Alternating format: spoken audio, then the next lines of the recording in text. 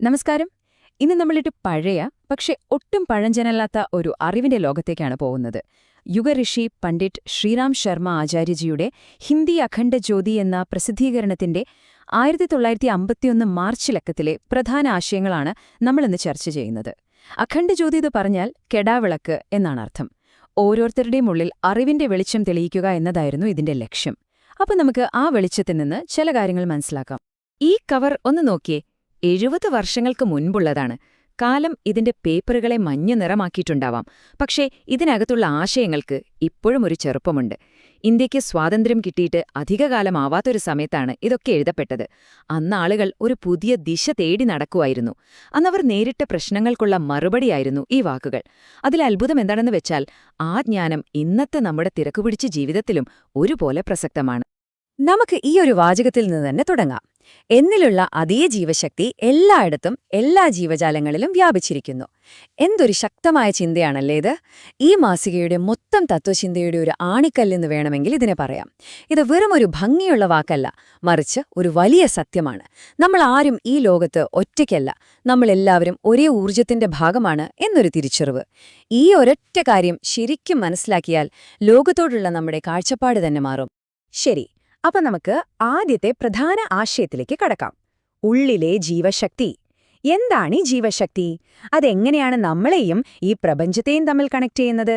പണ്ടുള്ള ഋഷിമാർ പ്രാണൻ എന്ന് വിളിച്ച ആ ഒരു രഹസ്യത്തെക്കുറിച്ചാണ് നമ്മളിനി സംസാരിക്കാൻ പോകുന്നത്. ഈ തത്വചിന്തയുടെ എല്ലാം ബേസ് എന്ന് പറയുന്നത് പ്രാണൻ എന്ന കോൺസെപ്റ്റാണ്. പ്രാണൻ എന്ന് കേൾക്കുമ്പോൾ നമ്മൾ വിചാരിക്കുന്നത് ശ്വാസം മാത്രമാണെന്നാ. പക്ഷെ അതല്ല, അത് അതിനേക്കാൾ സൂക്ഷ്മമായ ഒന്നാണ്. നമ്മളെ ജീവനോടെ നിർത്തുന്ന, നമ്മുടെ ചിന്തകൾക്ക് ശക്തി നൽകുന്ന, നമ്മുടെ ഹൃദയത്തെ മിടിപ്പിക്കുന്ന ഒരു യൂണിവേഴ്സൽ എനർജി. അതാണ് പ്രാണൻ.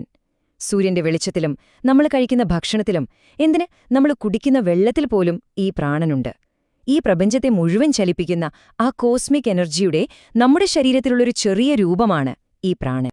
ഈ പഴയ ലേഖനത്തില് ആചാര്യജി പറയുന്ന പ്രധാനപ്പെട്ട ഒരു കാര്യം ഇതാണ്: പ്രാണനെക്കുറിച്ചുള്ള അറിവ് വെറുമൊരു ബുദ്ധിപരമായ കാര്യമല്ല, അതൊരു അനുഭവമാണ്.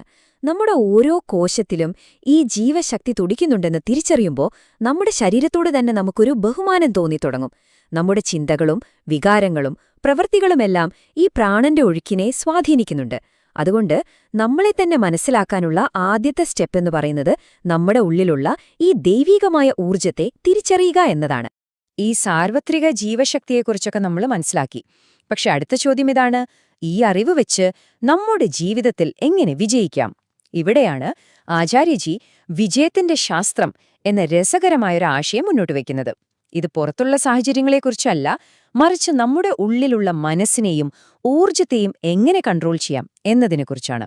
സഫൽതാ വൈജ്ഞാനിക് മാർഗ് എന്ന ലേഖനത്തിൽ പറയുന്നത് ഇതാണ്: വിജയം എന്നു പറയുന്നത് ഭാഗ്യം കൊണ്ടോ വേറെ ആരുടെങ്കിലും സഹായം കൊണ്ടോ മാത്രം കിട്ടുന്ന ഒന്നല്ല, അതൊരു ശാസ്ത്രമാണ്. ഒരു മെഷീൻ കൃത്യമായ നിയമങ്ങൾ അനുസരിച്ച് പ്രവർത്തിക്കുന്നതുപോലെ നമ്മുടെ മനസ്സിനെയും ശരീരത്തെയും ചിന്തകളെയും ഒരു അച്ചടക്കത്തോടെ പ്രവർത്തിപ്പിച്ചാൽ വിജയം ഒരു സ്വാഭാവിക റിസൾട്ടായിട്ട് വരും. ഈ സങ്കീർണമായ ഉപദേശത്തെ നമുക്ക് 4 സിമ്പിൾ സ്റ്റെപ്പുകളായി തിരിക്കാം. 1. മനസ്സിന്റെ പെട്ടെന്നുള്ള തോന്നലുകളെ, അതായത് ദേഷ്യം, മടി പോലുള്ളവയെ കൺട്രോൾ ചെയ്യുക. 2. നമ്മുടെ ഉള്ളിലുള്ള വീക്ക്നെസ്സുകൾ, അസൂയയോ പേടിയോ ഒക്കെ ആവാം, അത് കണ്ടുപിടിച്ച് വേരോടെ പിഴുതുകളയാ. 3.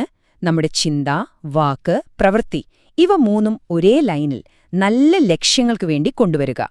പിന്നെ 4ാമത്തത്, എന്ത് പ്രതിസന്ധി വന്നാലും തളരാതെ മാനസികമായി ഫ്ലെക്സിബിളായിരിക്കുക. ഇതാണ് വിജയത്തിന്റെ ശാസ്ത്രീയമായ വഴി. ഈ താരതമ്യം ഒന്ന് നോക്കൂ. ഇടതുവശത്ത് അഹങ്കാരം, മടി, അസൂയ നമ്മളെ കെട്ടിയിടുന്ന ചങ്ങലകള് പോലെ. ഇത് നമ്മുടെ ഉള്ളിലുള്ളൊരു ജയിലാണ്. പക്ഷെ വലതുവശത്ത് നോക്കൂ, വിനയം, അച്ചടക്കം, നല്ല മനസ്സ്. ഈ ഗുണങ്ങൾ വളർത്തിയെടുക്കുമ്പോൾ കിട്ടുന്ന ഒരു സ്വാതന്ത്ര്യവും പ്രകാശവുമുണ്ട്. ഇത് സത്യത്തിൽ നമ്മുടെ ഉള്ളിൽ നടക്കുന്നൊരു യുദ്ധമാണ്.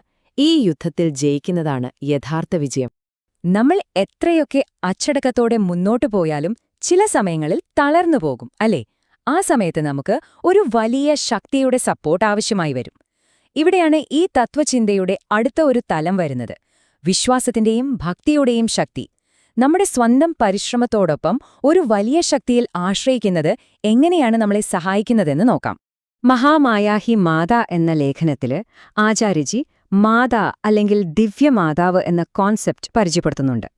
ഇവിടെ അമ്മ എന്ന് പറയുന്നത് ഏതെങ്കിലും ഒരു പ്രത്യേക രൂപത്തിലുള്ള ദൈവത്തെക്കുറിച്ചല്ല, മറിച്ച് ഒരു അമ്മയ്ക്ക് തന്റെ കുഞ്ഞിനോടുള്ള സ്നേഹവും കരുതലും പോലെ ഈ പ്രപഞ്ചത്തെ മുഴുവൻ പരിപാലിക്കുന്ന ഒരു കോസ്മിക് എനർജിയെക്കുറിച്ചാണ്.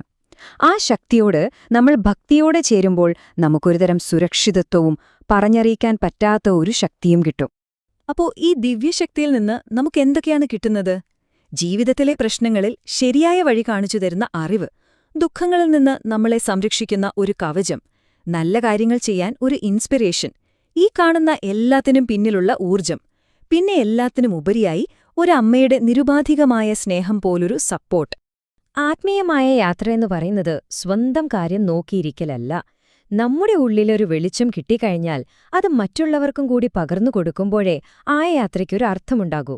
അപ്പോ വ്യക്തിപരമായ വളർച്ചയിൽ നിന്ന് അതിന്റെ അവസാന ലക്ഷ്യത്തിലേക്ക് നമുക്ക് പോകാം. അതായത് സ്നേഹവും സഹകരണവുമുള്ള എല്ലാവർക്കും നല്ലൊരു ലോകമുണ്ടാക്കുക. നമ്മൾ ഇതുവരെ സംസാരിച്ച എല്ലാ ആശയങ്ങളും ഇവിടെ ഒന്നിക്കുകയാണ്. ഒരു സമൂഹമെന്ന് പറയുന്നത് ഈ കാണുന്ന വലിയ മരം പോലെയാണ്. അതിന്റെ വേരുകളാരാണ്? ആ സമൂഹത്തിലെ ഓരോ വ്യക്തികളുമാണ്. ആ വ്യക്തികൾ ആത്മീയമായും ധാർമ്മികമായും ശക്തരാണെങ്കിൽ ആ വേരുകൾക്ക് ബലമുണ്ടാകും. അപ്പോൾ ആ സമൂഹമെന്ന മരം നന്നായി വളരും, എല്ലാവർക്കും തണൽ നൽകും. സിമ്പിളായി പറഞ്ഞാൽ, വ്യക്തികൾ നന്നായാൽ സമൂഹം താനേ നന്നാവും. ഭാരതീയ സംസ്കൃതിക ആദർശ് പ്രേം എന്ന ലേഖനത്തിലെ ഈ ഒരു വാചകം ശ്രദ്ധിക്കൂ. സംസ്കാരമെന്ന് കേൾക്കുമ്പോൾ നമ്മൾ പാട്ടും കലയും ശാസ്ത്രവും ഒക്കെയാണ് ഓർക്കുക. പക്ഷേ ആചാര്യജി പറയുന്നത് എന്താണെന്നറിയുമോ? യഥാർത്ഥ സംസ്കാരമെന്ന് പറയുന്നത് അതൊന്നുമല്ല, മറിച്ച് ഒരു സമൂഹത്തിലെ ആളുകളെ തമ്മിൽ ഒരുമിച്ച് നിർത്തുന്ന സ്നേഹം, സഹകരണം, നല്ല മനസ്സ് എന്നിവയാണ്. ഇത് നമ്മുടെ ഉള്ളിലുള്ള നല്ല ഗുണങ്ങളുടെ ഒരു സാമൂഹികമായ പ്രകടനം കൂടിയാണ്. അപ്പോ 70 വർഷം മുൻപുള്ള ഈ വാക്കുകളിൽ നിന്ന് നമ്മൾ ഒരുപാട് കാര്യങ്ങൾ മനസ്സിലാക്കി അല്ലേ? ഇനി ഇതിന്റെ എല്ലാം ഒരു കാതൽ എന്താണെന്ന് നമുക്കൊന്നുകൂടി ഉറപ്പിക്കാം. 1951 ഈ ആശയങ്ങൾ ഇന്നത്തെ നമ്മുടെ ജീവിതത്തിൽ എങ്ങനെ ഒരു വഴികാട്ടിയാകുമെന്ന് ചുരുക്കത്തിൽ നോക്കാം. അപ്പോൾ ഒരു സംതൃപ്തമായ ജീവിതത്തിലേക്കുള്ള വഴിയുടെ ചുരുക്കം ഇതാണ്. ഒന്നാമതായി, എല്ലാ ജീവികളിലുമുള്ള ഒരേ ജീവശക്തിയെ തിരിച്ചറിഞ്ഞ് എല്ലാവരോടും സ്നേഹത്തോടെ പെരുമാറുക. രണ്ടാമതായി, വിജയിക്കാൻ വേണ്ടി നമ്മുടെ ഉള്ളിൽ ഒരു ശാസ്ത്രീയമായ ഡിസിപ്ലിൻ പാലിക്കുക. മൂന്നാമതായി, ഭക്തിയിലൂടെ ഒരു വലിയ ശക്തിയിൽ നിന്ന് പ്രചോദനവും ഊർജവും നേടുക. അവസാനമായി, ഈ കിട്ടിയ അറിവൊന്നും സ്വന്തമായി വയ്ക്കാതെ സ്നേഹവും സഹാനുഭൂതിയുമുള്ള ഒരു നല്ല സമൂഹമുണ്ടാക്കാൻ വേണ്ടി അതുപയോഗിക്കുക. ഇതാണ് ആചാര്യജി നമുക്ക് കാണിച്ചു തരുന്ന ഒരു സമ്പൂർണ്ണ ജീവിതത്തിലേക്കുള്ള വഴി. പോകുന്നതിനു മുൻപ് ഈയൊരു ചോദ്യം ഞാൻ നിങ്ങളുടെ ചിന്തകൾക്കായി വിട്ടുതരികയാണ്. ഒരുപക്ഷേ ഈ ലോകത്തെ മാറ്റാനുള്ള യഥാർത്ഥ താക്കോല് നമ്മൾ പുറത്ത് രാഷ്ട്രീയത്തിലും ടെക്നോളജിയിലുമൊക്കെ അന്വേഷിക്കുന്നത് വെറുതെയാണോ? അതിന്റെ താക്കോല് നമ്മുടെ ഓരോരുത്തരുടെയും ഉള്ളിലുള്ള ആ കെടാവിളക്കായ ബോധത്തിൽ തന്നെയാണോ ഇരിക്കുന്നത്? ഉത്തരം നമ്മുടെ ഉള്ളിൽ തന്നെയുണ്ടാകും. ചിന്തിക്കുക. നന്ദി.